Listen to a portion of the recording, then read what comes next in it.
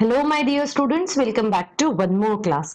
आज की इस क्लास में हम स्टार्ट करने वाले हैं इलेक्ट्रोकेमिस्ट्री चैप्टर के इन टेक्स्ट क्वेश्चंस। तो आज जो हमारा फर्स्ट जो वीडियो है ये इस बेसिस पे रहेगा कि 2.1, 2.2 और 2.3 स्टूडेंट्स इन टेक्स्ट क्वेश्चंस को सॉल्व करना बहुत ज्यादा जरूरी है, क्योंकि इन्हीं इन टेक्स्ट क्वेश्चन से आप जो टॉपिक जो है वो अच्छे से समझ सकते हैं। चलिए आज की क्लास स्टार्ट करते हैं। तो अभी जो हम स्टार्ट करने वाले हैं वो है हमारा फर्स्ट क्वेश्चन, और फर्स्ट क्वेश्चन कौन सा है हमारा 2.1। जैसे कि हमें पता है कि एनसीईआरटी जो है वो चेंज हो चुकी है, और चेंज्ड एनसीईआरटी के अकॉर्डिंगली हमें जो है chapter electrochemistry is a second chapter. तो चलो स्टार्ट करते हैं आज की क्लास। तो हमारा क्वेश्चन कौन सा है, पहले हम क्वेश्चन को रीड कर लेते हैं। क्वेश्चन कहता है कि how would you determine the standard electrode potential of the system. ठीक है, अभी हमारे पास में एक सिस्टम दिया है जिसमें Mg2+ और Mgb कन्वर्ट हो रहा है, जिसको हम एक रेडॉक्स कपल भी कहते हैं। हमें इसका स्टैंडर्ड इलेक्ट्रोड पोटेंशियल कैलकुलेट करना है। अब देखो, जब भी अगर आपको स्टैंडर्ड इलेक्ट्रोड पोटेंशियल कैलकुलेट करना हो किसी भी सेल का, इलेक्ट्रोड पोटेंशियल जनरली हम ई से शो करते हैं, बट ये जो नॉट ऊपर जो लगता है इसका मीनिंग क्या होता है? इसका मीनिंग होता है कि जो कॉन्सेंट्रेशन जो होना चाहिए वो कॉन्सेंट्रेशन 1 मोलार होना चाहिए। वहां पे अगर टेम्परेचर की मैं कंडीशन कहती हूँ तो ये 298 केल्विन होना चाहिए, और प्रेशर की अगर मैं बात करती हूँ तो ये 1 एटमॉस्फेरिक प्रेशर होना चाहिए। जब हम ये तीनों कंडीशन मेंशन करते हैं तब उसे कहा जाता है स्टैंडर्ड इलेक्ट्रोड पोटेंशियल। तो यहाँ पर देखो, स्टैंडर्ड इलेक्ट्रोड पोटेंशियल में कैसे कैलकुलेट करती हूँ किसी भी सेल का, इसके लिए मुझे यहाँ पर लिखना पड़ता है कि ई नॉट ऑफ कैथोड माइनस यहां पर आ जाएगा ई नॉट ऑफ एनोड। अब जैसे कि हमें ये एक ही इलेक्ट्रोड दिया है तो हम यहाँ पर यूज करने वाले हैं SHE मतलब होता है standard hydrogen electrode. Standard hydrogen electrode को हम जनरली इस तरीके से शो करते हैं। एक लॉन्ग वीडियो में मैं इसको किस तरीके से किया जाता है, क्या होता है, ये भी मैं आपको अच्छे से समझाऊंगी। ठीक है, अब देखो यहाँ पे मुझे अगर SHE लिखना हो तो मैं कैसे लिखती हूँ, यहाँ पे मैं इसका टेम्परेचर प्रेशर जो है वो मेंटेन करूंगी 1 एटमॉस्फेयर, और यहाँ पर जो अगर ये H+ में हो रहा है तो ये इसका कंसंट्रेशन जो है वो 1 मोलार रहेगा। ठीक है, अब हम क्या करते हैं, एक को इलेक्ट्रोड और एक को हम एक इलेक्ट्रोड मान लेते हैं, और जो Mg2+ और ये जो Mg का कपल है इसको हम एक इलेक्ट्रोड मान लेते हैं, और हम रिएक्शन कर सकते हैं। जैसे कि आपको पता है कि ये जो इस तरीके से इलेक्ट्रोकेमिकल सेल चलता है, जिसमें से लेफ्ट हैंड साइड पे हम क्या लेते हैं, एनोड लेते हैं। यहाँ पे हम एनोड लेते हैं और इस साइड पे जो है हम कैथोड लेते हैं। फिर इस 2 हाफ सेल को कनेक्ट करते हैं सॉल्ट ब्रिज से इस तरीके से, और यहाँ पे 2 पर्टिकुलर इलेक्ट्रोड रखते हैं। अगर मैंने यहाँ पे MgSO4 का सॉल्यूशन लिया है तो मुझे यहाँ पे Mg की इलेक्ट्रोड ही लेनी पड़ेगी, और यहाँ पर जो है इसको हम बनाते हैं SHE स्टैंडर्ड इलेक्ट्रोड पोटेंशियल, और फिर जो है हम इसको इस तरीके से कनेक्ट कर लेते हैं और यहाँ ऑब्जर्व करते हैं। ठीक है, स्टैंडर्ड इलेक्ट्रोड पोटेंशियल वैसे अगर आपने इन टेक्स्ट क्वेश्चन सॉल्व करना स्टार्ट किया है मतलब आपने ये पढ़ लिया होगा, और स्टैंडर्ड इलेक्ट्रोड पोटेंशियल कुछ इस तरीके से होता है। अब देखो, जब आप इसमें पूरा सर्किट जब ये स्टार्ट हो जाएगा, है ना, यहाँ पे कौन सा सॉल्यूशन होता है, HCl होता है। ठीक है, हाइड्रोजन गैस को हम यहाँ से बबल्ड करते हैं।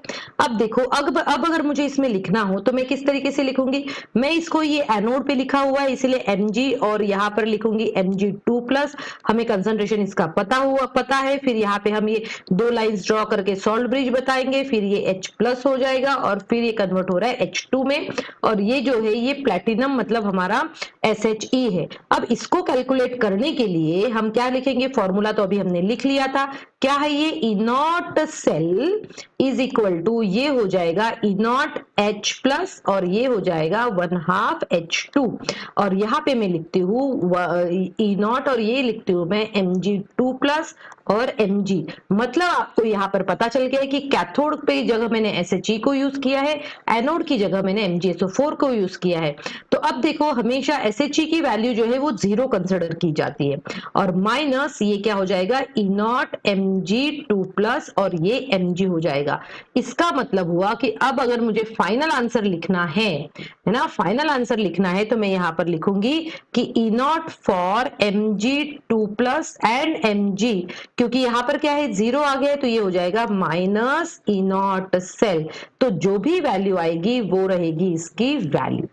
ठीक है, सो स्टूडेंट आई होप आपको ये अच्छे से समझ में आ गया होगा। स्टार्ट करते हैं हमारा क्वेश्चन 2.2। ठीक है, अब इसका सॉल्यूशन क्या कहता है, पहले तो क्वेश्चन समझ लो फिर हम इसको सॉल्व करेंगे। क्या कहता है ये देखो, ये कहता है can you store copper sulphate solution in zinc pot. ठीक है, उन्होंने कहा है कि क्या आप कॉपर सल्फेट सॉल्यूशन को जिंक पॉट में रख सकते हैं। तो सबसे पहले ये रिएक्शन होगी या नहीं होगी, इसके लिए हम क्या चेक करते हैं, हमने क्या लिया है, हमने जिंक पॉट लिया है और इसमें हमने क्या कौन सा सॉल्यूशन लिया है, CuSO4 सॉल्यूशन लिया है। ठीक है, मतलब अगर ये रिएक्शन होती है तो ये रिएक्शन इस तरीके से होनी चाहिए, ZnSO4 प्लस Cu। ठीक है, इस तरीके से रिएक्शन होनी चाहिए।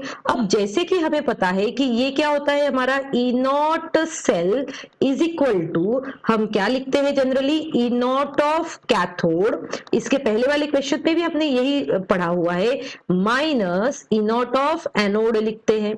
अब देखो इस रिएक्शन में मैं कैसे पता करूंगी कि यहाँ पे E0 ऑफ कैथोड और एनोड कैसे, मैं यहाँ पर आपको समझा देती हूँ। देखो ये जो है Zn जो है कन्वर्ट हो रहा है Zn2+ में, मतलब यहाँ पर क्या हो रहा है, यहाँ पर ऑक्सीडेशन हो रहा है क्योंकि 2 इलेक्ट्रॉन्स जो है यहाँ पे लॉस हो रहा है। जब भी 2 इलेक्ट्रॉन का लॉस होता है मतलब प्रोसेस कौन सी हुई, ऑक्सीडेशन।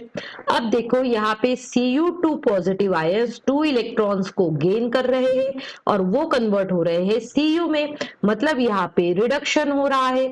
तो जहां पे ऑक्सीडेशन होता है उसे हम कहते हैं एनोड। ठीक है, और जहां पे क्या होता है, रिडक्शन होता है, उसे हम कहते हैं कैथोड। अब देखो, अब अगर मैं इसमें वैल्यूज पुट करना चाहूं, है ना, इस पे अगर मैं वैल्यूज पुट करना चाहूं और अगर मैं कैथोड मतलब हमने क्या कहा यहाँ पे, कैथोड मतलब हमने Zn/Zn की कहा। यहाँ पे ये क्या हुआ, Cu2 पॉजिटिव और ये एनोड। अच्छा, कैथोड जो है हमने कहा, देखो मैं यहाँ पे लिख लेती हूँ, क्लियरली लिख लेती हूँ, है ना, एक बार फिर से लिख लेते हैं इसको। कैथोड हमने किसको कहा था, हमने कहा था Cu2+ और Cu को कहा था। एनोड किसको कहा था हमने, Zn2+ और Zn को कहा था।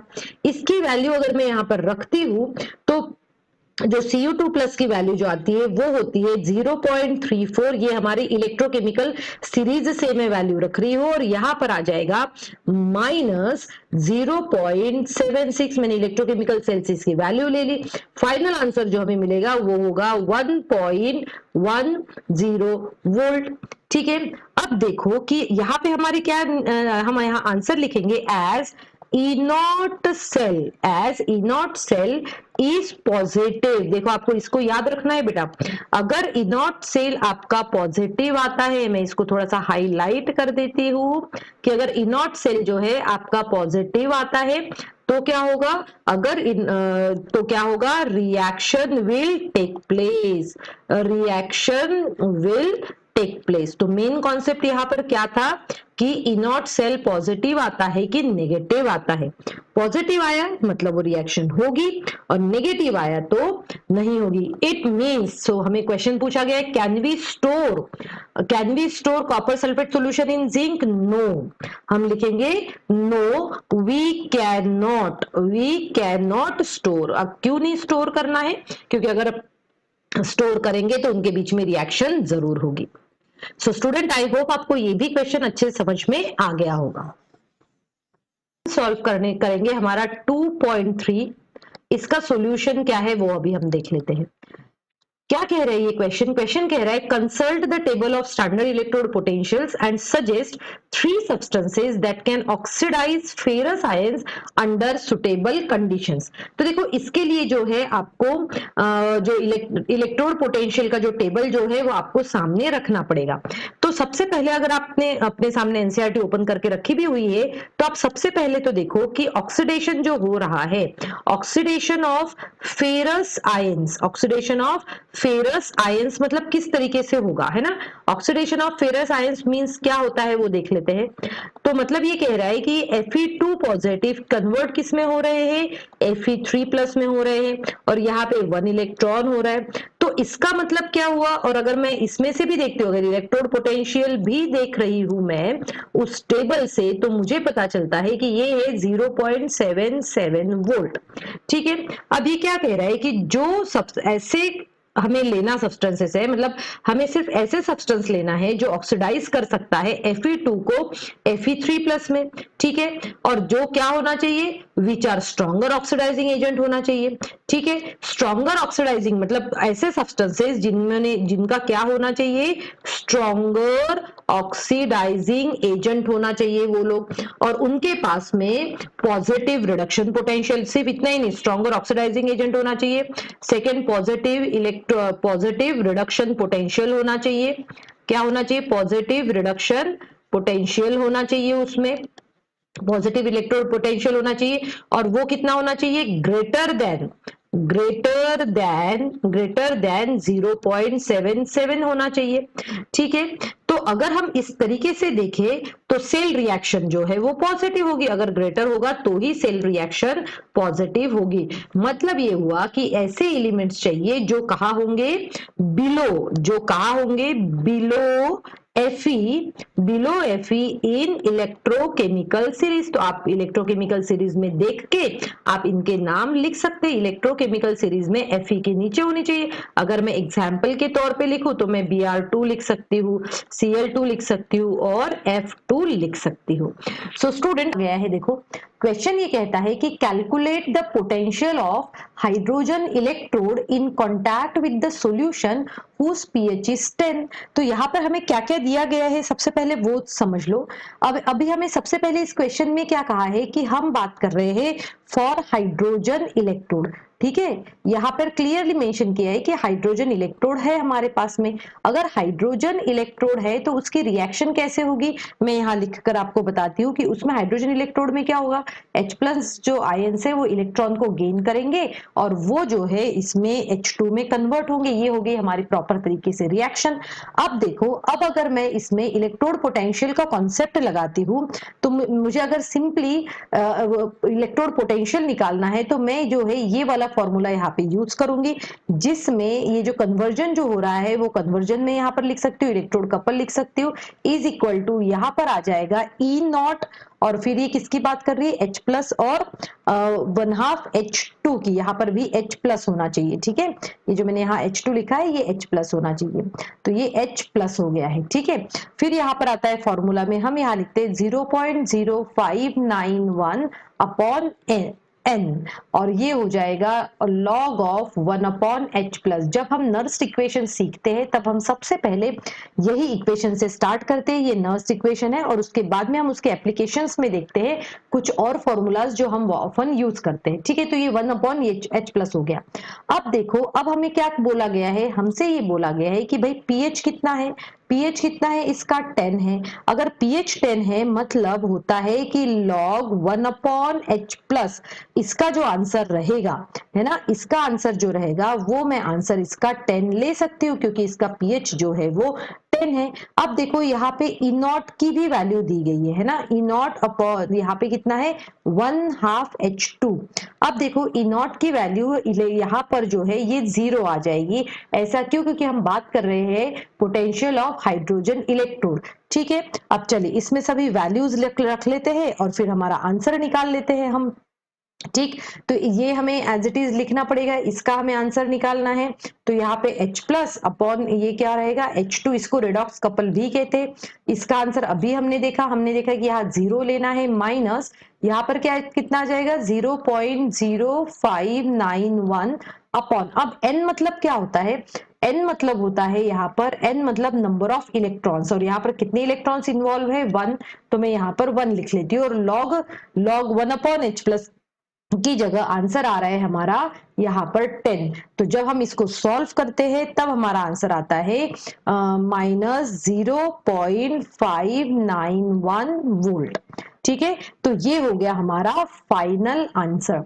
ये थोड़ा सा डिफिकल्ट क्वेश्चन आता है, या फिर हम इसको हॉट्स में भी ले सकते हैं, मतलब ये हाई ऑर्डर थिंकिंग का लेवल का क्वेश्चन है, क्योंकि यहाँ पर हमें पता होना चाहिए कि इसकी वैल्यू 0 आती है और साथ में ही log 1/h प्लस की वैल्यू जो है वो 10 होती है।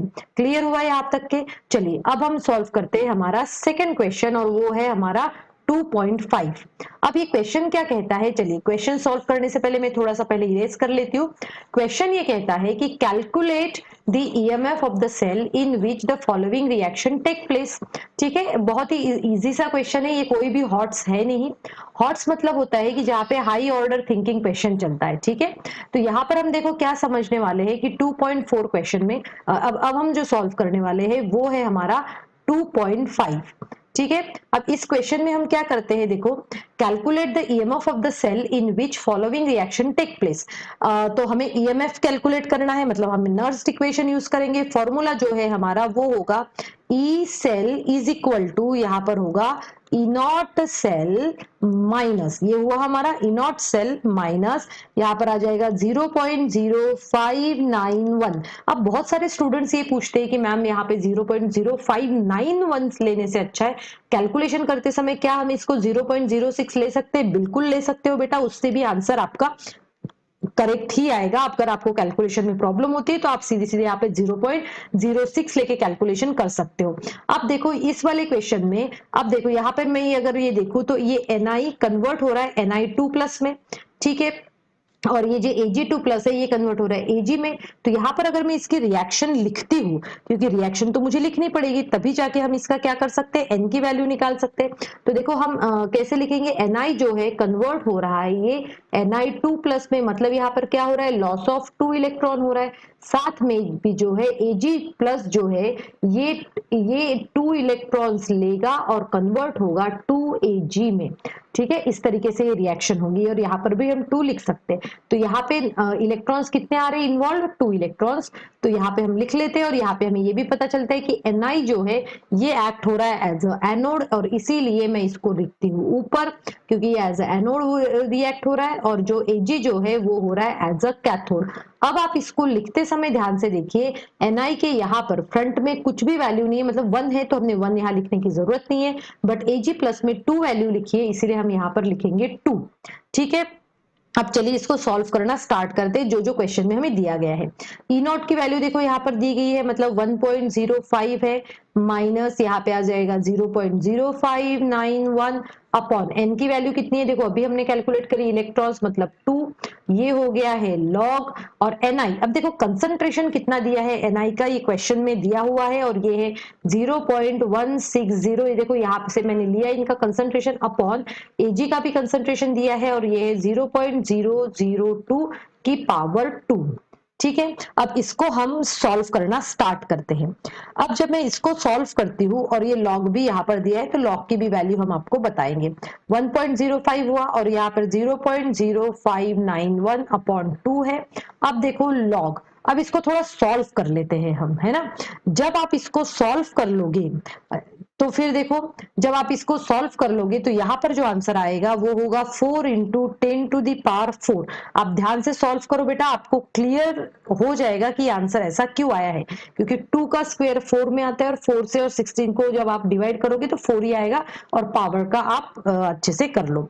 इसके बाद में अब देखो, अब मुझे और फर्दर इसको सॉल्व करना है, तो 1.05, और मैं इसको जो है यहाँ पे माइनस 0.0591 अपॉन 2। अब देखो इस log 4 की वैल्यू मुझे पता होनी चाहिए, और यहाँ पर जब मैं इन दोनों को प्लस करती हूँ, ये log को जब मैं सॉल्व करूंगी तब मेरी यहाँ पे वैल्यू जो आएगी होगी 4.6021। मैं थोड़ा सा आपको यहाँ समझाना चाहूंगी, वो ये है कि log 4 इंटू 10⁴, तो हम इसको जनरली ऐसे लिखते हैं log 4 प्लस 4 log 10 है ना, जो पावर रहती है वो हम यहाँ लेते हैं।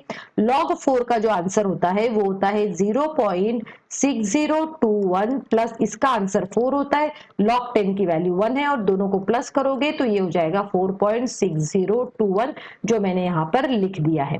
अब आगे हम क्या करेंगे, हम आगे इसको फिर से सॉल्व करेंगे। सॉल्व करने के बाद में आपको ये पता चलेगा 1.05 और यहाँ पर हो जाएगा माइनस 0.14 और फाइनली हमें जो आंसर मिलेगा वो होगा 0.91 वोल्ट। ये कितना आया आंसर इसका, 0.91 वोल्ट। ऐसे क्वेश्चंस डायरेक्टली 3 मार्क्स के लिए आते हैं और जब आप इसको बोर्ड में सॉल्व करते हो तो बेटा आपको स्टेप वाइज मार्क्स मिलते हैं। जैसे कि अगर आपने फॉर्मूला करेक्ट लिखा तो आपको 1 मार्क मिलेगा, उसके बाद में आपने वैल्यूज पुट करेक्ट करी तो आपको 1 मार्क मिलेगा और फाइनली जब आप आंसर लिखते हो विथ 1 यूनिट तब आपको इसको 1 मार्क मिल सकता है। चलिए अब हम सॉल्व करते हैं हमारा नेक्स्ट क्वेश्चन और वो है 2.6। अब देखो इसमें क्या कहा है इस क्वेश्चन में, इसमें बोला गया है the cell in which the following reaction take place, है ना, following reaction occurs, calculate the standard Gibbs free energy and equilibrium constant of the cell reaction. मतलब हमें स्टैंडर्ड गिब्स फ्री एनर्जी भी कैलकुलेट करना है और साथ में इक्विलिब्रियम कांस्टेंट भी कैलकुलेट करना है, दोनों चीजें इसमें हमें कैलकुलेट करनी है। ठीक है, तब तक मैं ये भी इरेज कर देती हूँ क्योंकि इसकी हमें जरूरत नहीं है। अब देखो जब भी किसी क्वेश्चन में 2 पार्ट में पूछा जाता है मतलब वो क्वेश्चन में मार्क्स जो डिस्ट्रीब्यूट होंगे वो भी 2 पार्ट में होंगे। ठीक है, अब देखो यहाँ पे कुछ गिवन वैल्यूज भी दी गई है। चलिए क्वेश्चन को स्टार्ट करते हैं। क्वेश्चन क्या कहता है, क्वेश्चन में जिस तरीके से हमें रिएक्शन दी है उस रिएक्शन के बेसिस पे आप देख सकते हो कि Fe3+ कन्वर्ट हो रहा है Fe2+ में, मतलब जो है ये Fe3+ आयंस जो है ये कन्वर्ट हो रहे हैं Fe2+ में। जब आप देखोगे कि इसमें कितने इलेक्ट्रॉन्स का इन्वॉल्वमेंट हो रहा है, वैसे तो सिर्फ एक इलेक्ट्रॉन इन्वॉल्व हो रहा है, बस सबको बैलेंस करने के लिए हमने यहाँ पर 2 इलेक्ट्रॉन्स लगा दिया है। ठीक, उसके बाद में हम I की बात करते हैं तो ये जो 2I नेगेटिव जो है ये 2 इलेक्ट्रॉन्स गेन कर रहे हैं और कन्वर्ट हो रहे हैं I2 में और ये इलेक्ट्रॉन्स को बैलेंस करने के लिए हमने 2 लिख लिया है। इसका मतलब हुआ कि यहाँ पे N की वैल्यू जो आई है वो 2I है जो हमारे नर्स्ट इक्वेशन में हमें यूज करना है और साथ में गिब्स फ्री एनर्जी में भी हमें यूज करना है। अब गिब्स फ्री एनर्जी का फॉर्मूला क्या होता है, देखो ये हम इस तरीके से फॉर्मूला लिखते हैं, delta G not is equal to minus NFE0 cell. ठीक है, ये लिखते हैं, माइनस लिखना बिल्कुल भी नहीं भूलना। एन की वैल्यू अभी कैलकुलेट करी हमने 2 इंटू एफ क्या होता है फैराडेज कांस्टेंट जिसे हम कहते हैं 96500 इंटू अब ई नॉट सेल की देखो यहाँ क्वेश्चन में वैल्यू दी गई है हमें तो हम यहाँ लिख लेते हैं 0.236 जूल।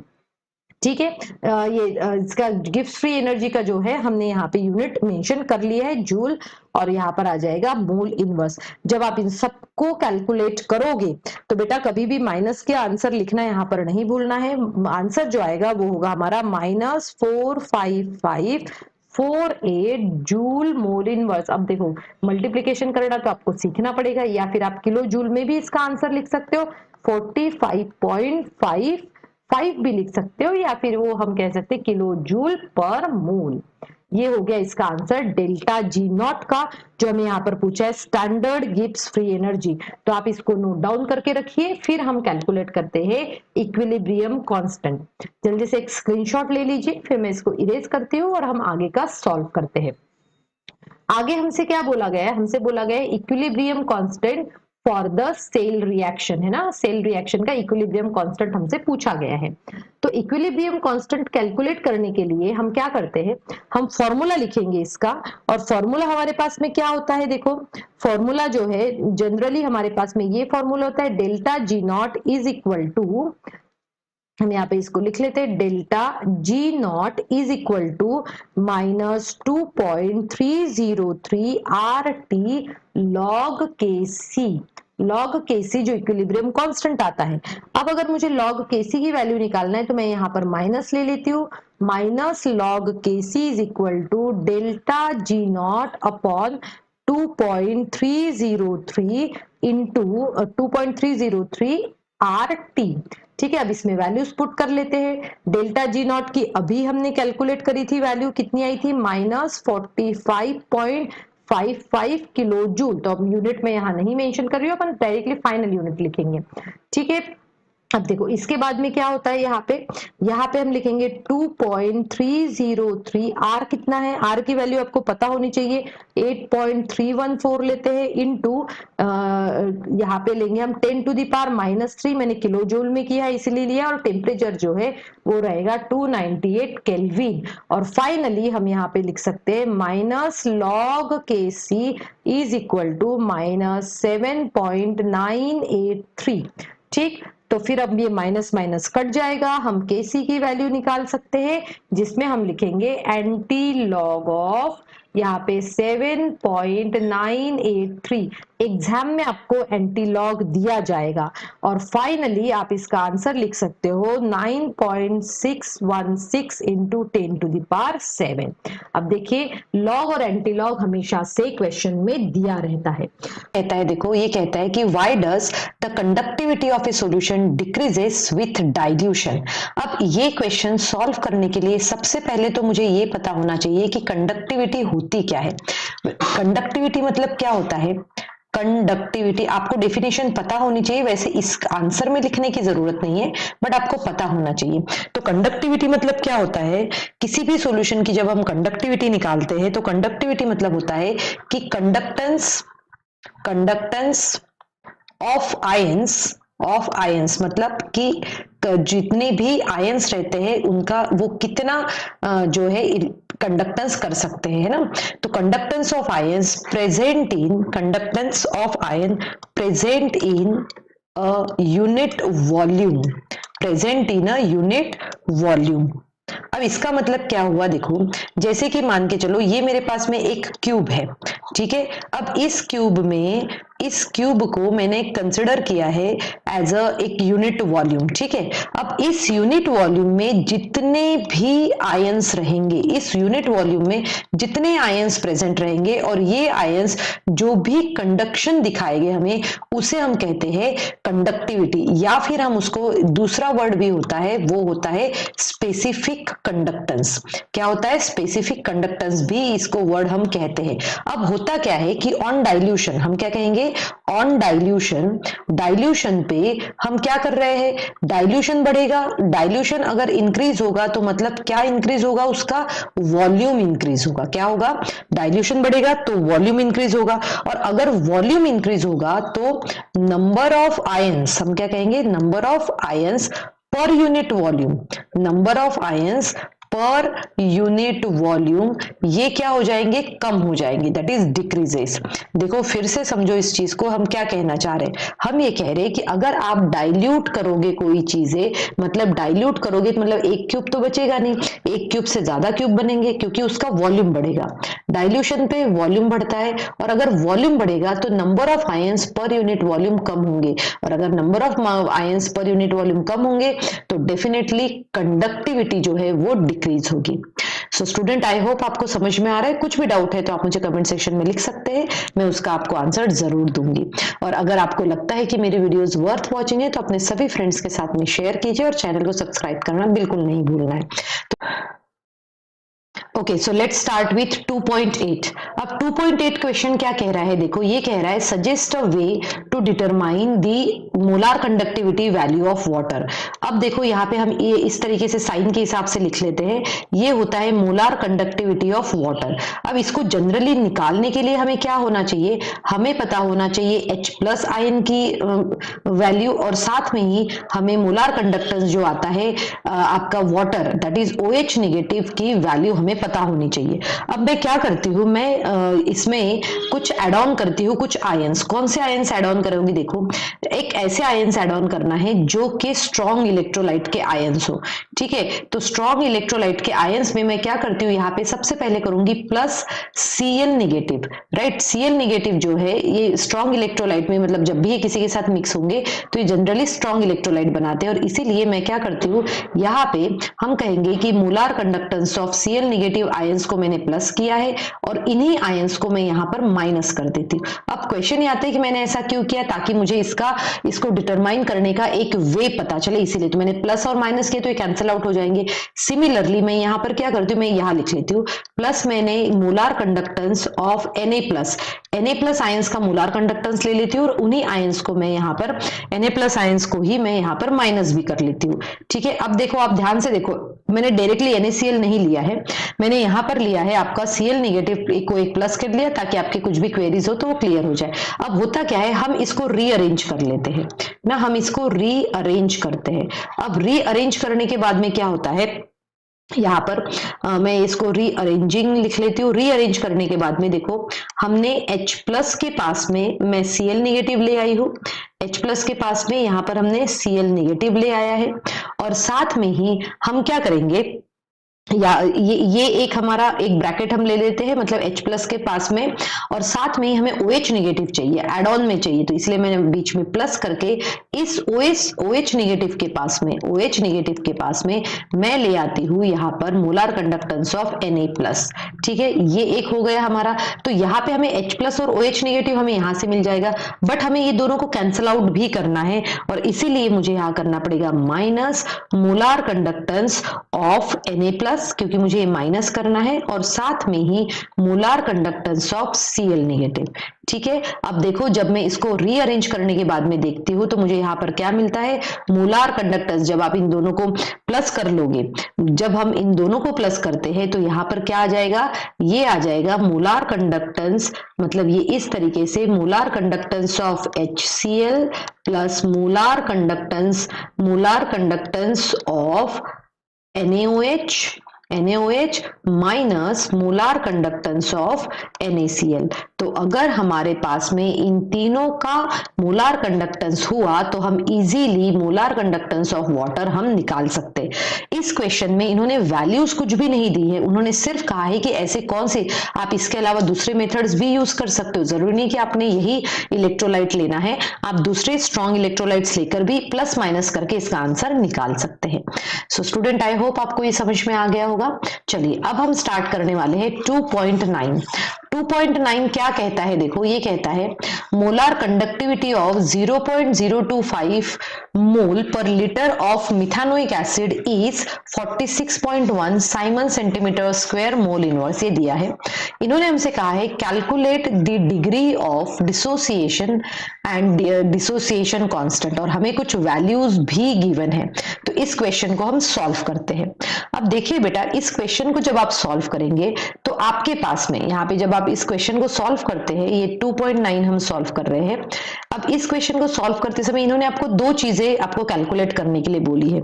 सबसे पहले तो इन्होंने कहा है आपको पहला जो कैलकुलेट करने के लिए बोला है वो है degree of dissociation.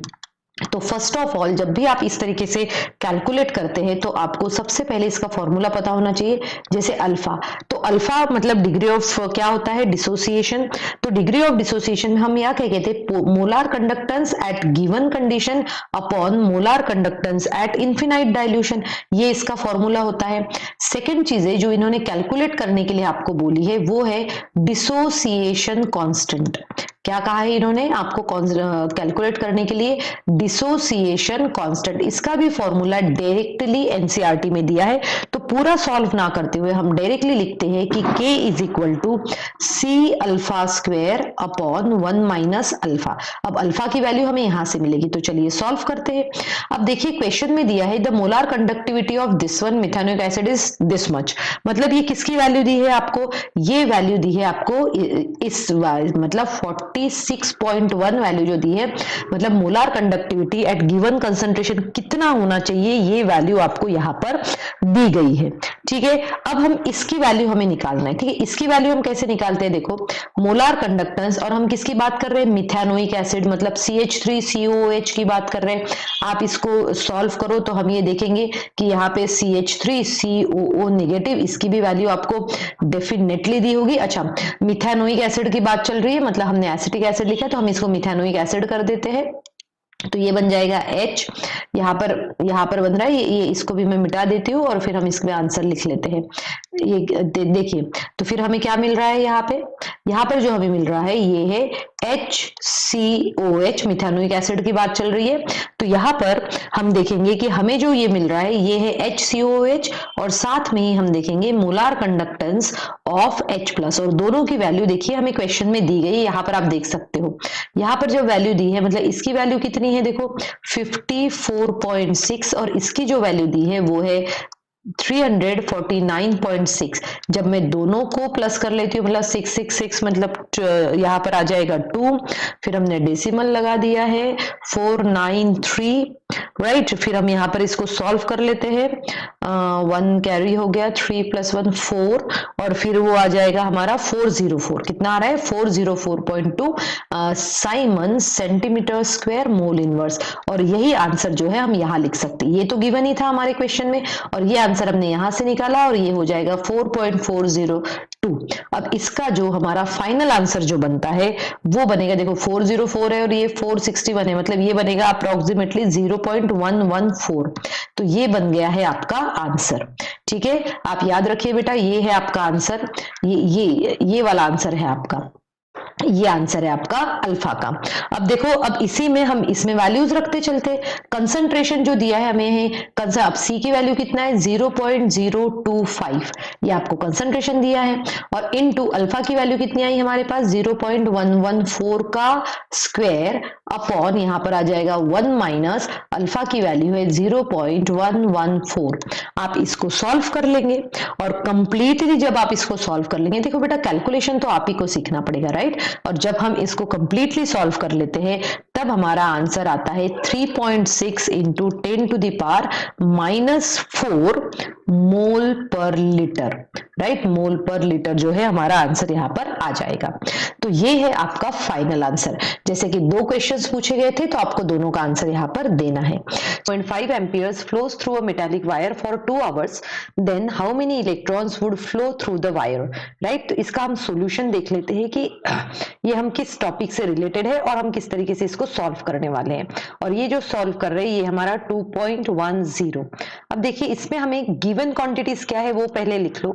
Given quantities में दिया है how if a current of 0.5 ampere, it means उन्होंने हमें आई की वैल्यू दी है, आई करंट की वैल्यू है वो है 0.5 ampere, flows through a metallic wire for 2 hours. तो मतलब टी दिया है हमें 2 आवर्स का, जिसको हम सेकेंड्स में कर सकते हैं, और सेकेंड्स में करने के लिए हम इसको 60 × 60 करेंगे, ठीक है। अब देखिए then how many electrons would flow through the wire, उनसे पूछेगी कितने इलेक्ट्रॉन्स फ्लो होंगे। तो सबसे पहले हमें पता है कि Q इज इक्वल टू क्या होता है IT, ठीक है। तो I की वैल्यू कितना है 0.5 इंटू यहाँ पर आ जाएगा T की वैल्यू 2 × 60 × 60, ठीक है। तो फाइनली इसका आंसर जो आता है वो होता है 3600 कूलम्स, ठीक है। अब इतना कूलम्स आया है। अब हमें पता है कि 1 फराडे मतलब कितना होता है 96500 कूलम्स। ये कूलम मतलब होता है 1 मोल ऑफ इलेक्ट्रॉन, ठीक है। 1 मोल ऑफ इलेक्ट्रॉन, और 1 मोल ऑफ इलेक्ट्रॉन मतलब होता है 6.022 × 10⁻23 इलेक्ट्रॉन्स, ठीक है। यहां तक समझ में आ गया, ठीक है। अब अगर इतने कूलम्स में इतने इलेक्ट्रॉन्स हो सकते हैं तो हम कहेंगे hence 3600 of coulomb will contain x number of electrons, ठीक है। हमने सिंपल सा यूनिटरी मेथड अप्लाई किया है, और जब आप तो इसको हम आंसर जब निकालेंगे मतलब x इलेक्ट्रॉन्स कितने होंगे तो हम कहेंगे 6.02 × 10⁻23 इंटू 3600, और यहाँ पर आ जाएगा 96500, ठीक है। आप इसको सिंपल कैलकुलेशंस की तरह आप कर सकते हो, और जब आप इसको कंप्लीटली सॉल्व करेंगे तब आपको x का आंसर जो मिलेगा वो होगा अप्रोक्सीमेटली 2.24 × 10⁻22 इलेक्ट्रॉन्स। सो स्टूडेंट, इसमें हमने कौन सा कॉन्सेप्ट अप्लाई किया? हमने जो कॉन्सेप्ट अप्लाई किया है वो है, सबसे पहले तो हमने फॉर्मूला यूटिलाइज किया, क्योंकि हमें आई और टी की वैल्यू दी थी तो मुझे चार्ज ही निकालना था, और फिर हमने चार्ज को कोरिलेट किया 1 फराडे के साथ में। सो आई होप आपको ये समझ में आ गया होगा। आप इसको नोट डाउन करिए या तो फिर इसका स्क्रीनशॉट लेके रखिए। चलिए अब हम स्टार्ट करते हैं हमारा नेक्स्ट क्वेश्चन। नेक्स्ट क्वेश्चन क्या कह रहा है, देखिए नेक्स्ट क्वेश्चन कह रहा है कि suggest a list of metals that are extracted electrolytically. तो सबसे पहले तो हमें ये पता होना चाहिए कि इलेक्ट्रोलिटिकली इट मीन्स वो किस चीज की बात कर रहे हैं। हमें पहले ये कॉन्सेप्ट समझना जरूरी है कि इलेक्ट्रोलिटिकली मीन्स व्हाट, राइट। और जब हमें इलेक्ट्रोलिटिकली आराम से समझ में आ जाएगा तो हम इसका आंसर भी लिख पाएंगे। तो देखिए यहाँ पे हमने बोला गया है suggest a list of metals that are extracted electrolytically. तो इलेक्ट्रोलिटिकली कौन होते हैं, जितने भी, अभी हम आंसर देख रहे हैं 2.11 से, ठीक है। मैं यहाँ पर लिख देती हूँ, ये हमारा सॉल्यूशन है 2.11 से। तो 2.11 का सॉल्यूशन क्या है, उन्होंने कहा है कि एक्सट्रैक्टेड इलेक्ट्रोलिटिकली।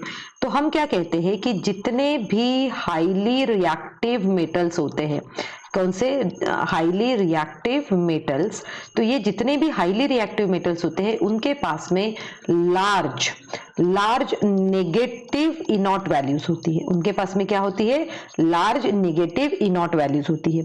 अब उसमें क्या होता है कि लार्ज नेगेटिव इनॉट वैल्यू होने की वजह से वो एक्ट करते हैं as a powerful reducing agent. वो एक्ट कैसे करते हैं, as a powerful reducing agents की तरह वो यूज किया जाता है, ठीक है। और इसी को हम इलेक्ट्रोलिटिकली निकाल सकते हैं, या फिर इसको हम अनदर वर्ड भी यूज कर सकते हैं जिसे हम कहते हैं इलेक्ट्रोलिटिक रिडक्शन।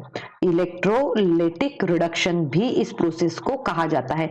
तो जैसे हमने यहाँ पर मेंशन किया है कि हाईली रिएक्टिव मेटल्स है, ये सभी हाईली रिएक्टिव मेटल्स है, इसीलिए हम इसके एग्जाम्पल में हम कुछ मेटल्स को हम इंक्लूड कर सकते हैं, और वो हमारे मेटल्स हो सकते हैं जैसे कि सोडियम हुआ, ठीक है। सोडियम हम ले सकते हैं। सोडियम के साथ साथ में ही हम यहाँ पर ले सकते हैं, सोडियम हुआ हमारे पास में सोडियम, देन पोटेशियम हो गया है, ठीक है। पोटेशियम हम यहाँ पर लिख सकते हैं, सोडियम पोटेशियम, कैल्शियम हम लिख सकते हैं, सोडियम पोटेशियम कैल्शियम, और हम मैग्नीशियम भी यहाँ पर लिख सकते हैं। हम फर्दर जो हाईली रिएक्टिव मेटल्स के बारे में हम इतना लिखेंगे, आप अगर इतना लिखते हो फिर भी इसको करेक्ट माना जाता है। Okay, so student take a screenshot and let's go for the next question. Next question हमसे क्या कह रहा है, हमें एक यहाँ पर इक्वेशन दिया गया है, और इस इक्वेशन में हमसे पूछा गया है consider the equation.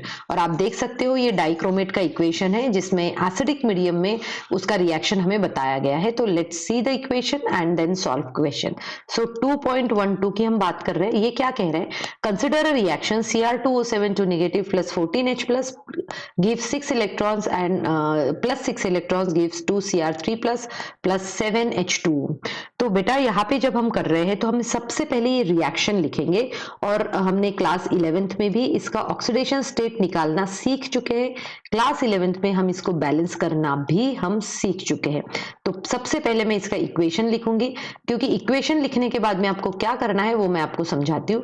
Plus 7H2, तो ये क्या कह रहे हैं हमें, what is the quantity of electricity, what is the quantity of electricity in coulombs to reduce 1 mole of Cr2O72 negative, right. अब देखो यहाँ पे अगर हमें 1 मोल की बात करी गई है, तो 1 मोल मतलब हम अगर देखिए मैं यहाँ सबसे पहले यहाँ पे कैलकुलेट करती हूँ इसका ऑक्सीडेशन नंबर। तो यहाँ पे आप कैलकुलेट करते हो तो इसका -2 है, तो मतलब इसका आता है +6, ठीक है।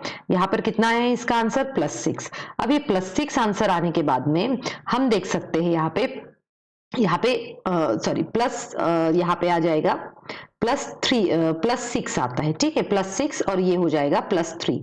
अब यहाँ पे चेंज जो है इलेक्ट्रॉन्स को, मैं इसको क्लियरली लिख लेती हूँ। यहाँ पर हम इसको क्लियरली लिख लेते हैं। ये कितना था हमारे पास में, ये आया था हमारे पास में +6, ठीक है। अब देखो यहाँ पे ये +6 है, +6, जस्ट अ मिनट, हाँ +6, ठीक है। अब +3, बट ये +6 से +3 जो है ये पर मॉलिक्यूल है, कितना है पर मॉलिक्यूल।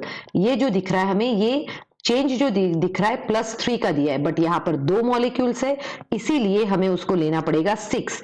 तो हम ये कहेंगे कि 1 mole of Cr2O72 negative require, हम कहेंगे 6f। अब आप कहोगे कि हमने यहाँ +3 आया था फिर भी मैंने इसको 6f क्यों लिया? इसीलिए लिया है क्योंकि +3 एक मॉलिक्यूल का है और 2 मॉलिक्यूल्स के कितने हो जाएंगे? 6f। तो हम 6f, f मतलब फराडे होता है, तो इसकी वैल्यू 96500। आप इसको कैलकुलेट करेंगे तो आंसर आपका आता है 579000 कूलम्स। ठीक है, तो ये आपका हो गया है आंसर। अब देखो आगे हमसे क्या पूछा गया है, इन्होंने पूछा है कि इसके लिए कितनी, हमसे पूछा गया what is the quantity of electricity in Coulomb's. तो कितनी quantity of electricity in Coulomb's हमें लग रही है? 57900, इतनी क्वांटिटी हमें इलेक्ट्रिसिटी लग रही है। सो स्टूडेंट 2.13 और इस क्वेश्चन में क्या कहा गया है? Write the chemistry of recharging of lead storage battery highlighting all the materials that are involved during the recharging. तो यहाँ पर देखिए हमें रिचार्जिंग के लिए रिएक्शंस लिखना है। जब भी हम रिचार्जिंग के लिए रिएक्शन लिखते हैं तो आप इसमें या तो रिचार्जिंग या तो डिस्चार्जिंग, इन दोनों में से कोई भी एक रिएक्शंस याद रख सकते, फिर हम उसका रिवर्स में लिख सकते। तो अभी पहले मैं रिचार्जिंग की आपको बताती हूँ कि किस तरीके से होता है।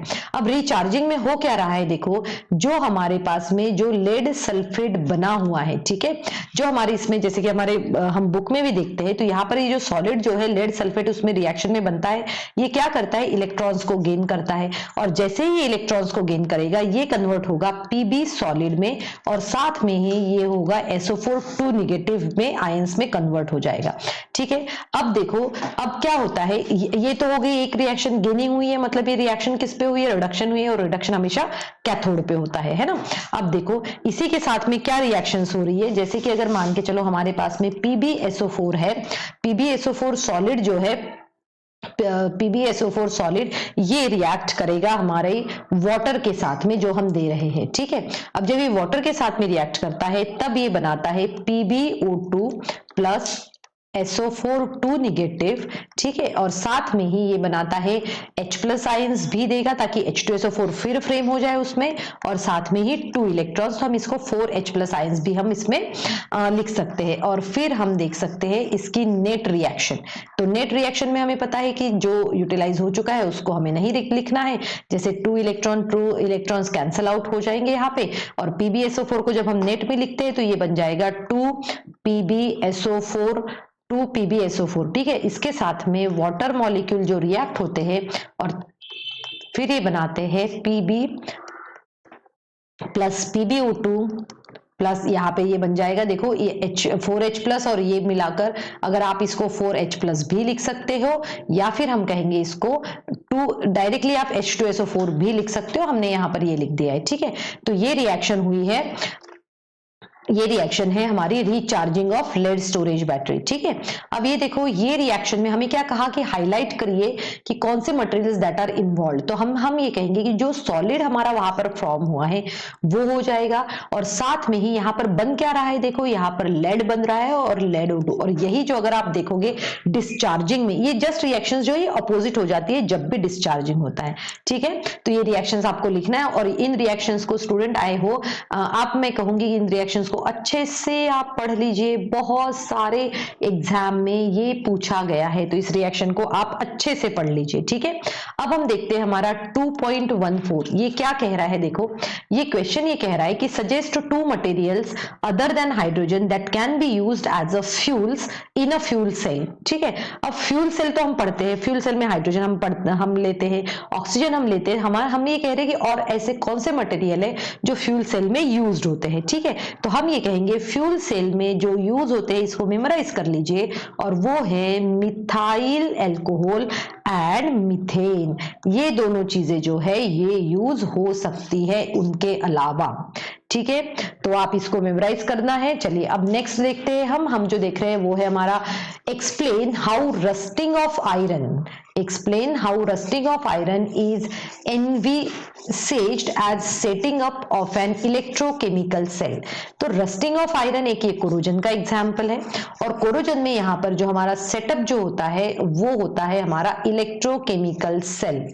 तो अभी हम इलेक्ट्रोकेमिकल सेल के सेटअप के बारे में डिस्कस कर लेते हैं। ठीक है, अब देखो यहाँ पर हमारे साथ में देखो रस्ट का फॉर्मूला क्या होता है, Fe2O3 डॉट NH2O हम कहते हैं, मतलब ये वाटर मॉलिक्यूल इसके साथ में यूज होते हैं और वो होता है हमारा रस्ट का फॉर्मूला। ठीक है, अब देखो ये रिएक्शन एक्चुअल में होती कैसी है। अब हमें पता है एटमॉस्फेयर में H2O होता है, साथ में ही CO2 होता है। H2 और CO2 आपस में जुड़ के यहाँ पर बनाते हैं ये H2CO3। ठीक है, ये क्या बनाते हैं, ये किसमें एसिड बना लेते हैं।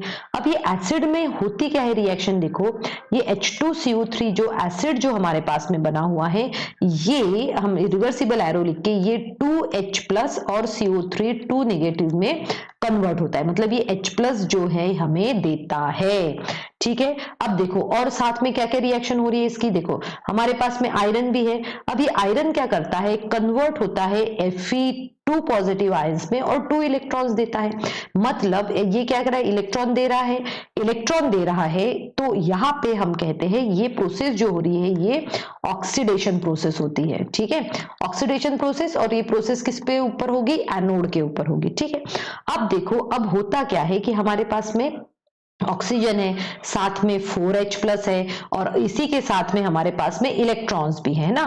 तो ये ऑक्सीजन है, H प्लस आयंस है, हमारे पास में इलेक्ट्रॉन्स है, ये सब आपस में रिएक्ट होकर वहां पे वाटर मॉलिक्यूल बनाते हैं।